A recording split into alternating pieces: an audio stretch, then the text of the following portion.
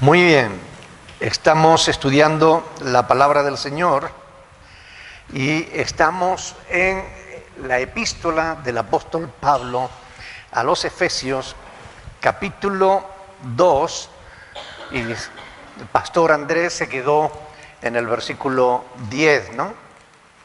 Efesios, capítulo 2, versículo 10, ahí se quedó hablando sobre que somos hechuras suyas, creados en Cristo Jesús para buenas obras, las cuales Dios preparó de antemano para que anduviésemos en ellas. Ahora vamos a leer la perícopa desde el 11 hasta el 16.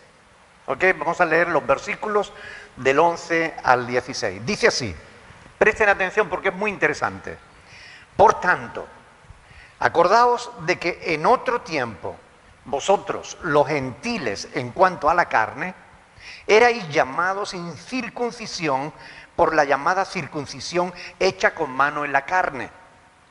En aquel tiempo estabais sin Cristo, alejados de la ciudadanía de Israel y ajenos a los pactos de la promesa, sin esperanza y sin Dios en el mundo. Pero ahora, en Cristo Jesús, vosotros que en otro tiempo estabais lejos, habéis sido hechos cercanos por la sangre de Cristo. Porque Él es nuestra paz, que de ambos pueblos hizo uno, derribando la pared intermedia de separación, aboliendo en su carne las enemistades, la ley de los mandamientos expresados en ordenanza, para crear en sí mismo de los dos un solo y nuevo hombre, haciendo la paz. Y mediante la cruz reconciliar con Dios a ambos en un solo cuerpo, matando en ella las enemistades. Hasta ahí la palabra del Señor, que Él la bendiga en nuestros corazones. Esta pericopa comienza con las frases por tanto. Y esto significa que lo que va a decir a continuación tiene relación con lo que ha dicho antes. Es decir, que no ha cambiado de tema. Está hablando de lo mismo el apóstol Pablo y es muy importante tener en cuenta esto. Sigue hablando de la obra salvadora de Cristo y de lo que la salvación debe producir en la vida del cristiano. Es decir, cuando Cristo viene a una vida, tienen que suceder cosas. De eso es de lo que está hablando Pablo. De la repercusión en nuestras vidas, en nuestra relación con Dios, pero también la repercusión en nuestra relación los unos con los otros. Aquí lo habla el apóstol Pablo en relación entre los judíos y los gentiles, ¿verdad? Pero bueno, está hablando de la relación entre los cristianos, sean judíos o sean gentiles. Tenemos que tener la paz mediante Cristo. Este es el tema que Pablo está desarrollando aquí así. La fe no se puede limitar solo a la obtención de la salvación. La fe no es solo para que digamos, bueno, ya soy salvo, ya está, se acabó. Ya estoy contento con eso, ya no tengo que pensar en otra cosa más. Señor, mire, la salvación, como he dicho muchas veces, es solo el principio de la vida cristiana, no es el fin.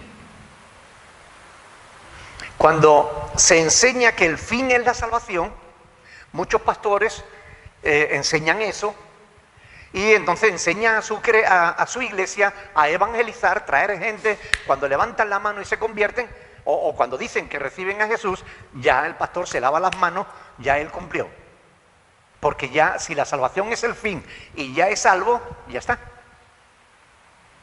No se preocupan después de discipularlos, de ayudarlos, a darles ejemplo, de cambiar sus vidas, sus patrones de conducta, sus prioridades, etcétera, etcétera, etcétera. Miren, la salvación no es el fin de la vida cristiana, es el principio de la vida cristiana.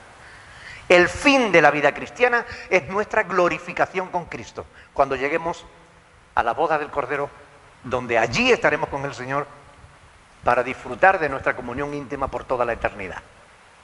Pero aquí y ahora, la fe no se puede limitar solamente a decir, bueno, yo tengo fe en que Cristo me perdonó mis pecados. Pero yo no me llevo bien con Rosana, o no me llevo bien con Ronald, o no me llevo bien con Amanda. No. La vida cristiana no puede basarse solamente en la creencia de que teniendo nuestros pecados perdonados, ya hemos conseguido la meta. No, señor. Aún Pablo, creyendo en Cristo, siendo apóstol de Jesucristo, él dijo, yo mismo no pretendo haberla ya alcanzado. Él no creía haber alcanzado la meta todavía. Entonces decía, una cosa ciertamente sí hago, olvidándome lo que queda atrás, me extiendo hacia adelante, hacia la meta del supremo llamamiento de Dios en Cristo Jesús. Y la meta no es obtener el perdón de nuestros pecados. La meta no es obtener la salvación. Ese es el principio de la carrera. La meta es cuando consigamos llegar a la gloria. Amén, porque somos llamados a la gloria. Ahí en internet tienen ustedes un sermón que se titula así, llamados a la gloria. ¿Ok? Ahora, como digo, la pregunta que todos nosotros nos tenemos que hacer y que venimos haciendo varias veces a lo largo de estos últimos meses, ¿la fe en Cristo ha cambiado en algo tu estilo de vida? Porque si solamente ha cambiado tu perspectiva futura, pero no ha cambiado tu vida aquí, algo está funcionando mal. Algo no está funcionando. ¿Ok? Y si ha cambiado tu vida, ¿lo ha hecho para bien o para mal? ¿O ustedes no creen que cuando alguien tiene relación con la fe, puede cambiar para mal? ¿Es posible que alguien que al creer en Cristo, escuchen bien la pregunta, ¿es posible que alguien al creer en Cristo cambie y que ese cambio sea peor? Sí. Ustedes dicen que no, yo les digo que sí.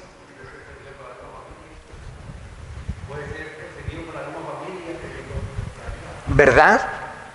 Es decir, hay personas que cuando empiezan a asistir a un grupo religioso,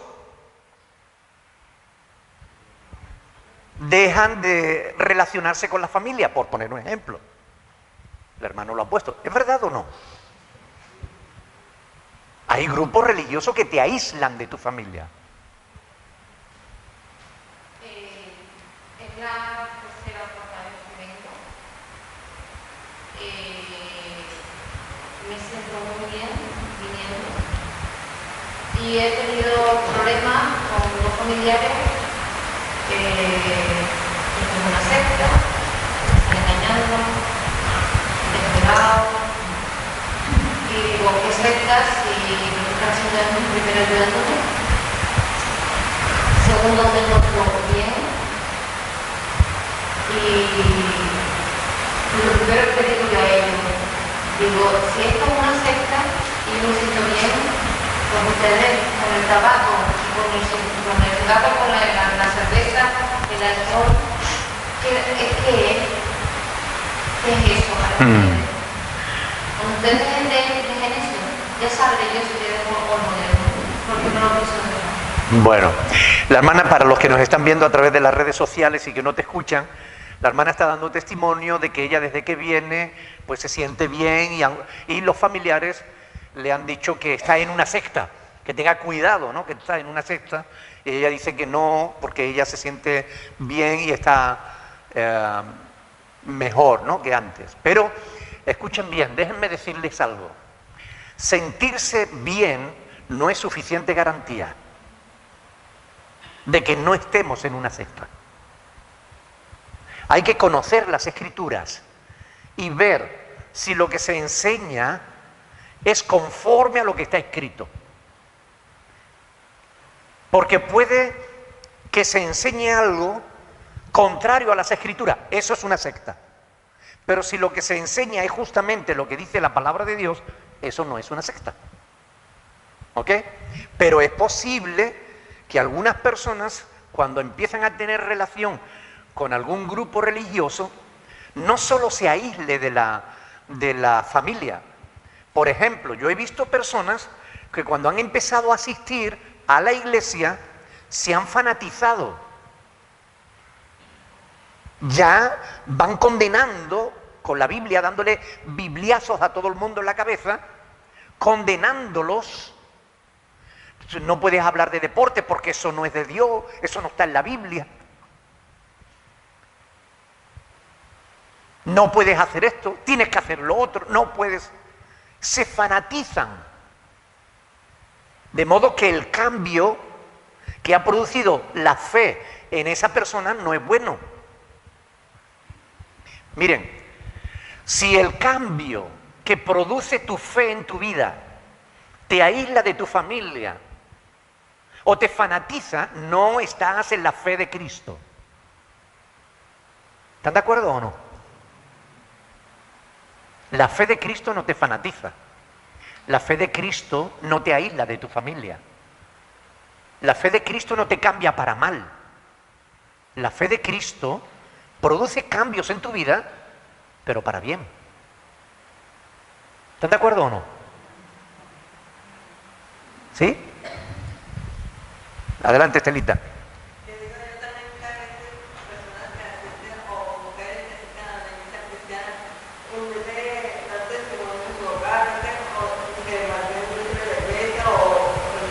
Ajá.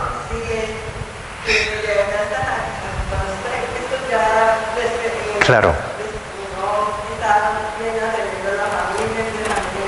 Pero eso entra dentro del fanatismo, ¿verdad? La mujer que empieza a ir a una iglesia y se olvida de sus hijos, y se olvida de la familia, y se olvida de todo, porque para ella todo es iglesia. Eso es fanatismo. Eso no es conforme a la voluntad de Dios. La palabra de Dios nos enseña que hay un tiempo para cada cosa, ¿verdad? Y hay un tiempo para estar en la iglesia y hay un tiempo para estar fuera de la iglesia. Hay un tiempo para estar con la familia, hay un tiempo para estar con los amigos, hay tiempo para todo. ¿Sí o sí? Qué bueno. ¿Ha cambiado tu fe? ¿Tu fe ha cambiado tu vida? ¿Sí o no? ¿Y la ha cambiado para bien o para mal?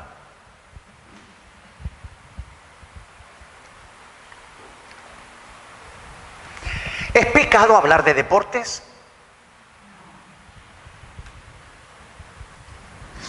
¿De política? ¿De la actualidad? No, no es pecado. Ahora, sería pecado fanatizarse en cualquiera de esas áreas. O sea, si el creyente solo habla de deporte y nunca habla de las cosas del Señor, algo va ¿cómo se dice? Desequilibrado, ¿no? No hay balance ahí. O si se habla nada más que de política y no habla de Cristo, pues algo no anda bien ahí. Pero se puede hablar de política, se puede hablar de deporte, se puede hablar de Cristo, se puede hablar de todo. Porque la fe cristiana no te esclaviza, te libera. ¿No dice eso la palabra del Señor en Juan 8:36? Si el Hijo os libertare, seréis verdaderamente libres. Y esto es muy importante tenerlo en cuenta, ¿verdad?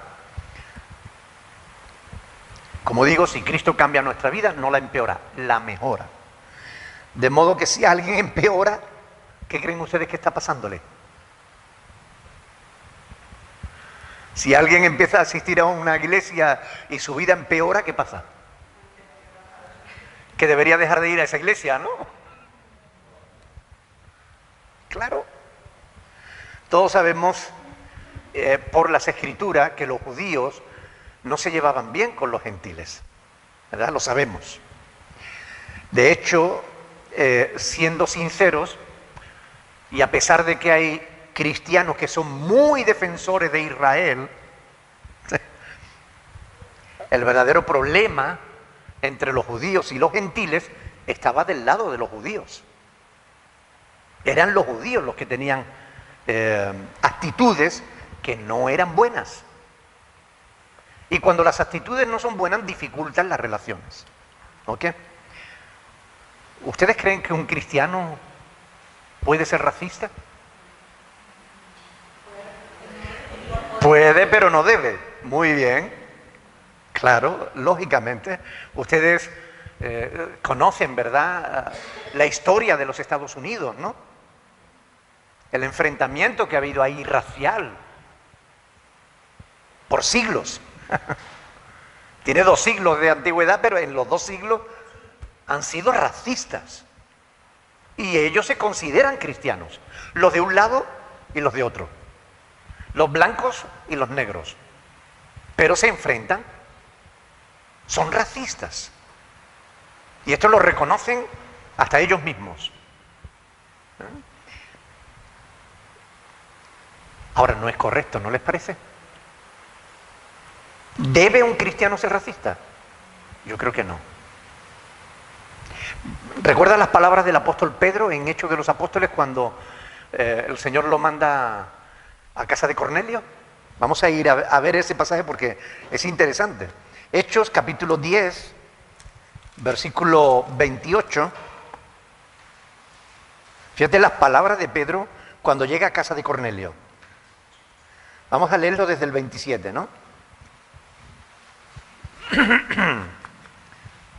Hechos 10:27 dice: y hablando con él, entró y halló a muchos que se habían reunido. Y les dijo, fíjense la presentación de Pedro, que es un judío entrando a una reunión de gentiles. Fíjense la presentación que hace. Dice, vosotros sabéis cuán abominable es para un varón judío juntarse o acercarse a un extranjero. Mire, ¿ustedes creen? Terrible, ¿no? Pero, gracias a Dios, a mí me ha mostrado Dios que a ningún hombre llame común o inmundo, porque estas cosas las hablaban los judíos. Este es un común, este es un inmundo, este es un incircunciso, este es un impuro, este es un gentil. Era una actitud racista de parte de los judíos. Esa enemistad entre judíos y gentiles provocó muchísimos problemas en las iglesias del Nuevo Testamento, en las iglesias que estaban naciendo del ministerio del apóstol Pablo. En esas nuevas congregaciones había mucha gente que eran gentiles, que no pertenecían a la nación de Israel, pero también había judíos. Y esa convivencia no era fácil. Por esa razón, porque había problema y la mentalidad de los judíos era muy cerrada a ese respecto, fue que Dios tuvo que enviar a Pedro a casa de Cornelio. ¿Recuerdan las palabras del Señor Jesús cuando le dijo a Pedro que a él le iba a dar las llaves del reino de los cielos? Los católicos lo dibujan y lo pintan con un manojo de llave, ¿verdad? Y ponen una reja en el cielo. El cielo no tiene reja, chicos. Lo que Cristo le estaba diciendo es que Él iba a abrir la predicación a los judíos y a los gentiles. Él iba a ser el primero, y realmente lo fue, a los judíos en Pentecostés y a los gentiles aquí en casa de Cornelio. Ahora, miren, la mentalidad judía era muy cerrada.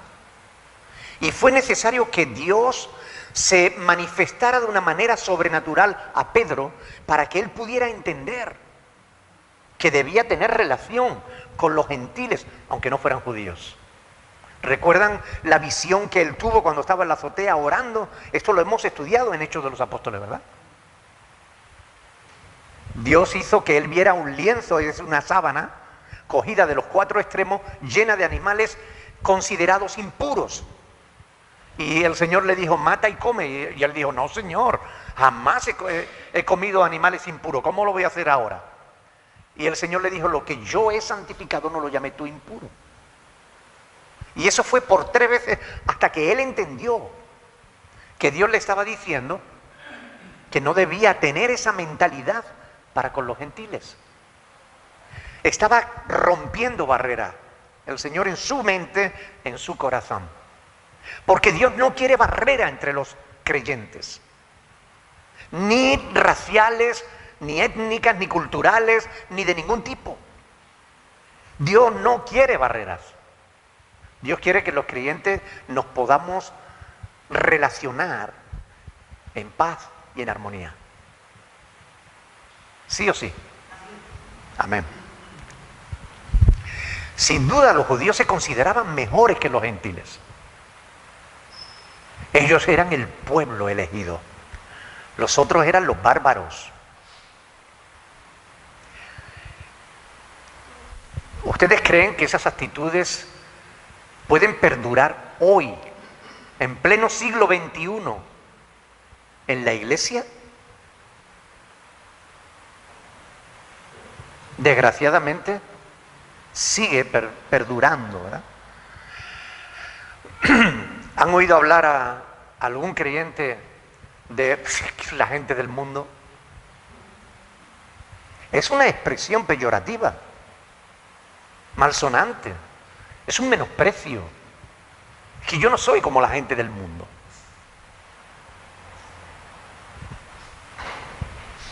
¿Ustedes creen que esa es la voluntad de Dios? No.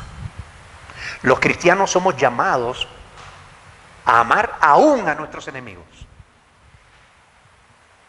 y a no menospreciar a nadie, pero mucho menos a los hermanos en la fe. ¿No creen? Por aquello que dice la Escritura de hacer bien a todos, mayormente a los de la familia de la fe, ¿verdad? Bueno, si bien es cierto que los judíos odiaban, literalmente, odiaban a los gentiles, no es menos cierto que los gentiles también menospreciaban a los judíos. Por su fanatismo religioso, por las costumbres judías que los gentiles no entendían, para ellos eran costumbres bárbaras.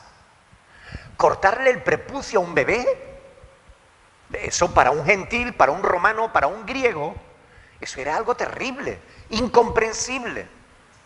La circuncisión, ¿a quién se le ocurre hacerle daño a un bebé? Un romano no podía entender eso, ni un griego. Adorar nada más que a un solo Dios, pero si todas las naciones tenían un montón de dioses. Todas. Roma, Grecia, todos hablaban de un Olimpo, de multitud de dioses, tenían un Dios para cada cosa. Y estos solo creen en un solo Dios. Pero estos no entienden. O la costumbre de no trabajar un día a la semana, ¿no? Pero ¿quiénes se creen estos que son? En aquella época todo el mundo trabajaba los 7 días de la semana. Y estos se niegan a trabajar en el día que ellos llaman del reposo. ¿Por qué? Estas incomprensiones hacían que unos y otros se menospreciaran mutuamente.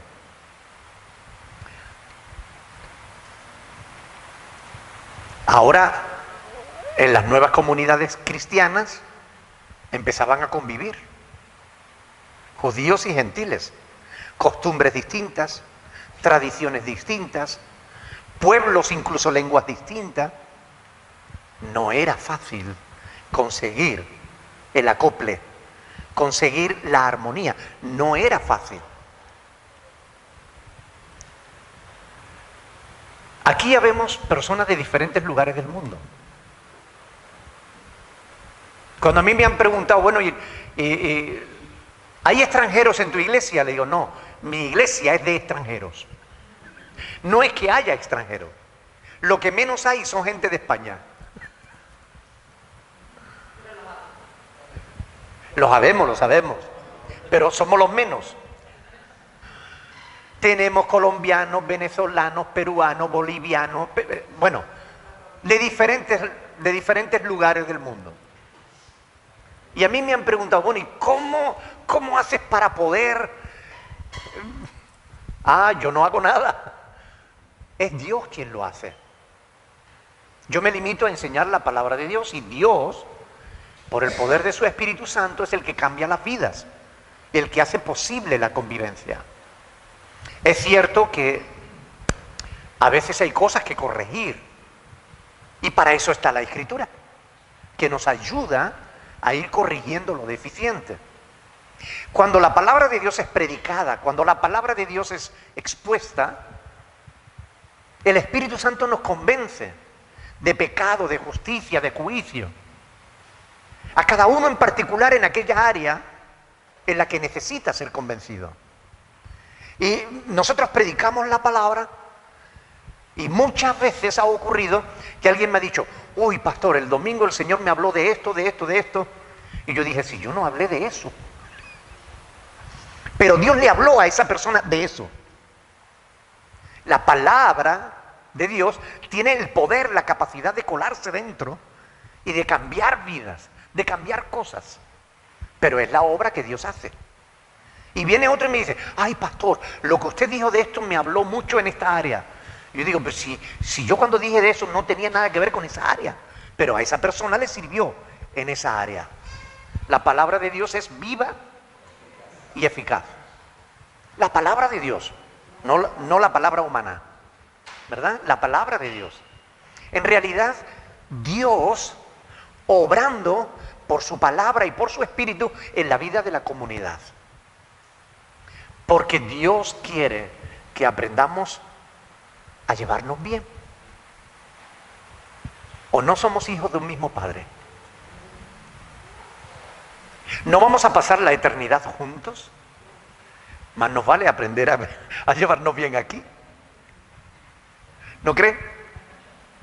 Es la voluntad de Dios. Mirad cuán bueno y cuán delicioso es habitar los hermanos juntos en armonía. Mirad cuán bueno. Hay muchas cosas que no deberían suceder entre los creyentes. Y aún así suceden. ¿Verdad? ¿Alguien me puede poner algún ejemplo? Qué malo. Cosas que no deberían suceder y que suceden. ¿Quién se atreve? Que se pierden las herramientas. Es verdad, eso no debería suceder en una iglesia, ¿verdad? ¿Qué más? ¿Perdón? El que se critique a los demás. Eso no debería suceder. Y a veces sucede. ¿Qué más no debería suceder en el pueblo de Dios? La hipocresía. ¿Verdad que no es algo que adorne la vida de un cristiano, la hipocresía? No, no le cae bien. Es como ponerle a un santo 2 pistolas. Oiga, no le va. Póngale una Biblia, pero le va a poner 2 pistolas. Por Dios. Hay muchas cosas que suceden en las iglesias que no deberían suceder. Por eso Dios nos habla, por eso tenemos la Escritura nos corrige, nos enseña, y nosotros vamos conforme a la voluntad de Dios, pues corrigiéndonos, mejorando, corrigiendo lo deficiente, haciendo que en aquello en que estábamos fallando, pues procurar no volver a fallar. De esa manera vamos mejorando nuestra vida cristiana. Y vamos mejorando el ambiente entre nosotros. Porque eso es importante, el ambiente. El racismo no es bueno. Y en una iglesia cristiana no debe haber racismo. Los nacionalismos dividen a la gente. Es que yo soy de tal sitio y tú no. Pues mi país es mejor que el tuyo. Eso no debe ocurrir. Una congregación que hace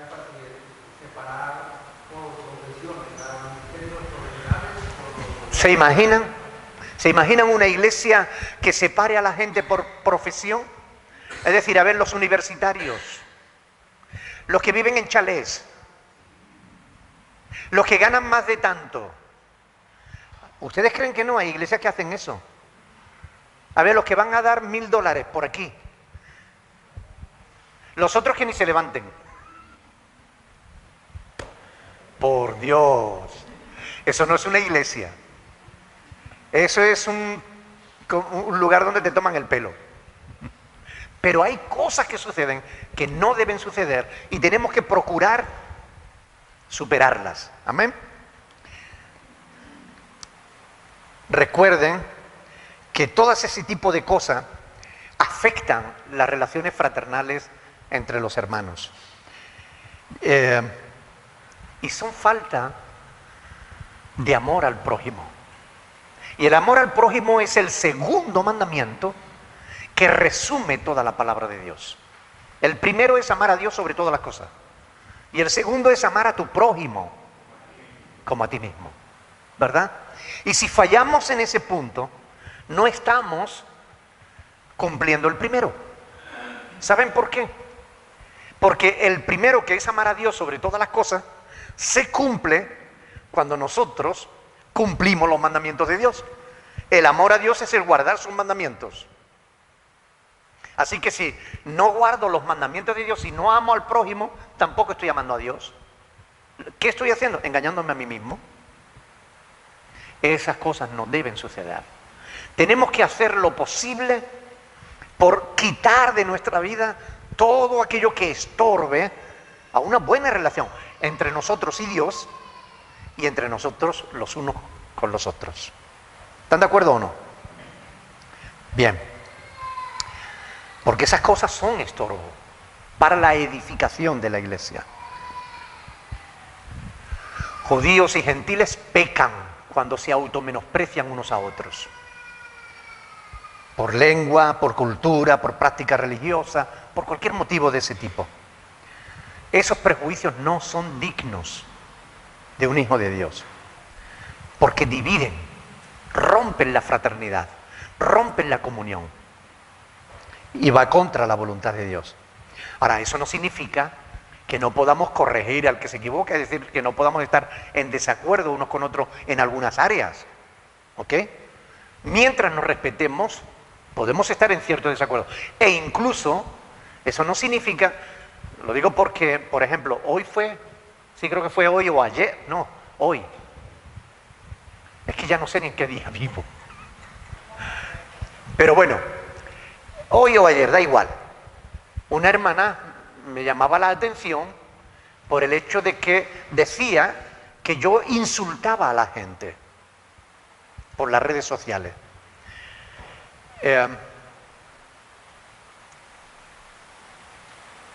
Si llamar necio es insultar a alguien, pues sí. Pero la palabra de Dios nos enseña que Dios mismo llama necio a quien es necio. ¿O no es verdad? ¿Qué dice el Salmo 14? Dice el necio en su corazón, no hay Dios. Es un insulto. Mire, es un insulto si se le dice a una persona que no es necia. Pero si la persona realmente es necia, no es un insulto. Es la verdad. Es una descripción gráfica de lo que es. Llamar hipócrita a una persona que está diciendo una cosa y haciendo otra, no es un insulto, es la verdad. Es describir la realidad. ¿No hizo eso Pablo cuando enfrentó a Pedro? Porque estaba actuando de manera hipócrita. ¿No le dijo hipócrita el mismo Señor Jesús a los sacerdotes de su tiempo? Porque estaban invalidando los mandamientos de Dios para seguir sus propias tradiciones. ¿Pecó Cristo? ¿Pecó Pablo por decir hipócrita a Pedro? No. No se peca por decirle hipócrita a una hipócrita. Se peca si le dices hipócrita a quien no lo es. No se peca por decirle necio a un necio. Se peca si le dice necio a alguien que no lo es. ¿Entienden la diferencia? Ahora, somos llamados a llevarnos bien. Aunque a veces la defensa de la verdad conlleve en choques como esos, ¿no? Que los vemos en los evangelios, los vemos en las epístolas, los vemos en los hechos de los apóstoles, y son inevitables. Pero la voluntad de Dios es que nosotros, a nivel de creyentes, nos llevemos bien los unos con los otros. Pero miren, lo digo porque hay mucha gente viéndonos por las redes sociales y quiero aclarar esto, ¿no? Quiero que vayan a Tito, capítulo 1.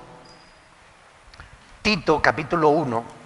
Lo digo porque a mí me gusta sustentar las cosas que enseño con las Sagradas Escrituras. O mejor dicho, yo no enseño lo que no está en las Sagradas Escrituras. Tito, capítulo 1, versículos 10 y 11.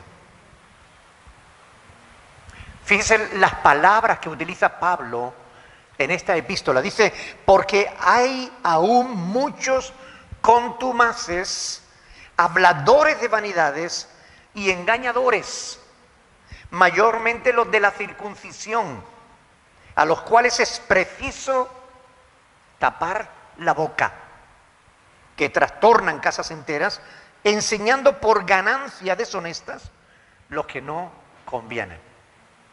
¿Es claro o no es claro? ¿Verdad?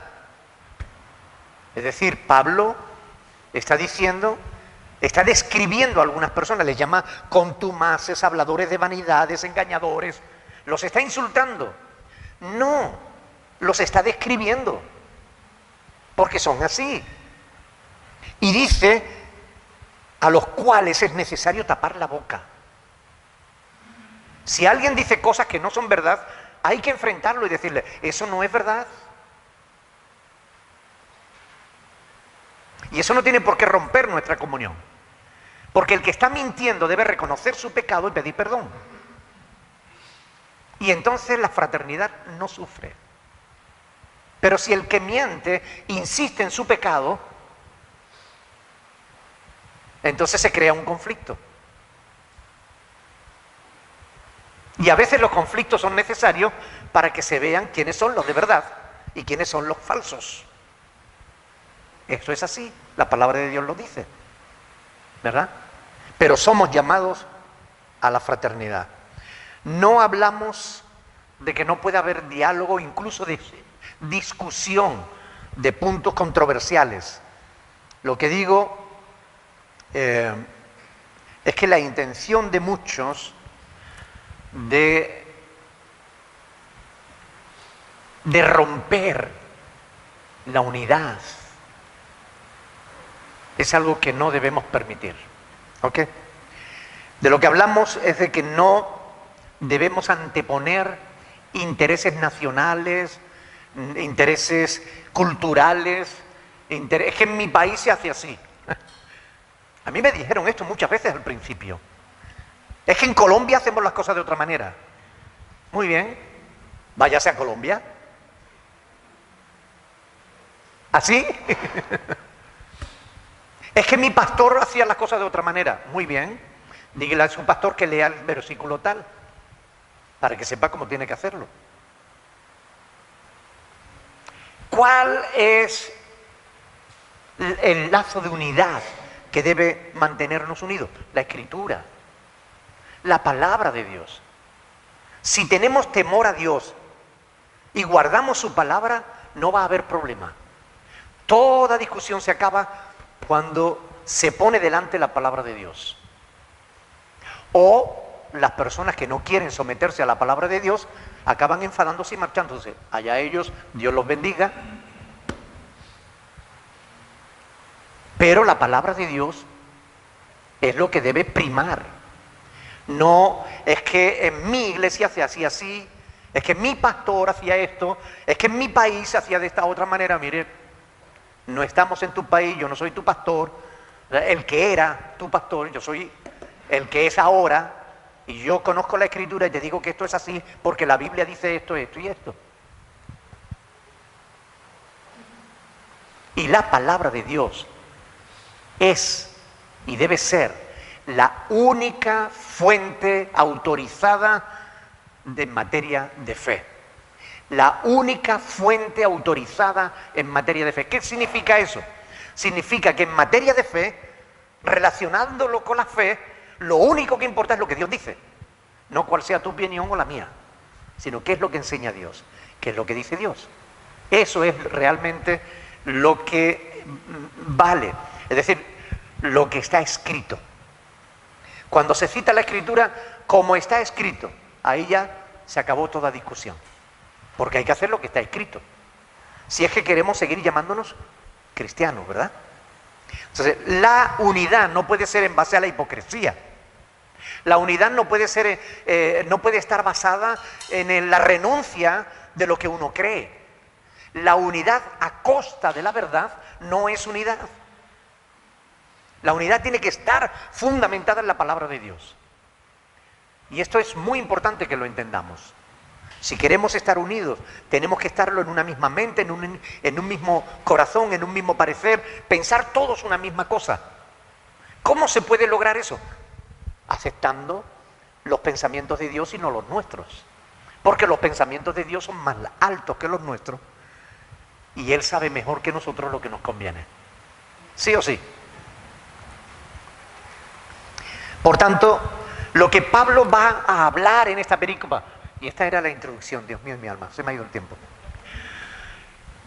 Lo que Pablo va a hablar en esta perícopa es que los gentiles no son mejores que los judíos, como tampoco los judíos son mejores que los gentiles. Yo les invito, porque se nos ha ido el tiempo, a que lean bien esta perícopa una y otra vez, porque la próxima semana, si Dios quiere, vamos a abundar en este tema. Miren,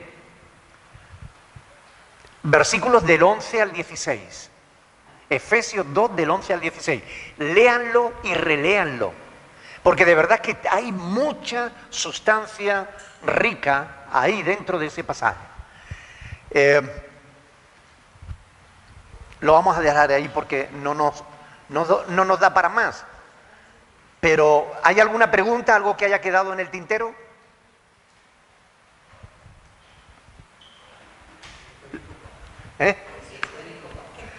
Perícopa es una porción de varios versículos. Es una porción bíblica. ¿Ok? Cuando se dice versículos del 11 al 16, eso es una perícopa. Es un trozo de la Escritura. Puede ser un capítulo, puede ser 2 versículos, siempre es más de un versículo. Un versículo no es una perícopa. Una perícopa es cuando tiene varios versículos. ¿Ok? Buena pregunta. Así ayudamos a los que nos están viendo por las redes sociales. ¿Más preguntas? Bien, nos quedamos entonces que la voluntad de Dios es que en la iglesia haya paz y en la iglesia haya armonía. ¿Amén? ¿Están de acuerdo con eso, sí o no? Vale, la próxima semana abundamos sobre este tema. Vamos a ponernos de pie y oramos al Señor.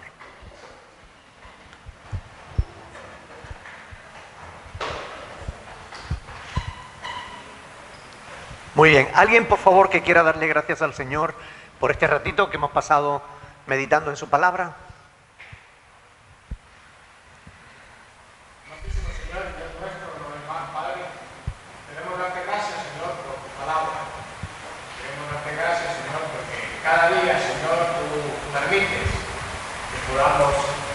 Acercarnos a ti, Señor, y podamos disfrutar de ella, Padre. Gracias por tu enseñanza, gracias, Señor, porque podemos asimilar, Señor, y comprender todo lo que tú tienes para cada uno de nosotros. Permítanos, Señor, que podamos reflexionar y seguir tus pautas. Amén. Lo pedimos y te lo suplicamos en el dulce nombre de tu Hijo amado. Amén. Amén.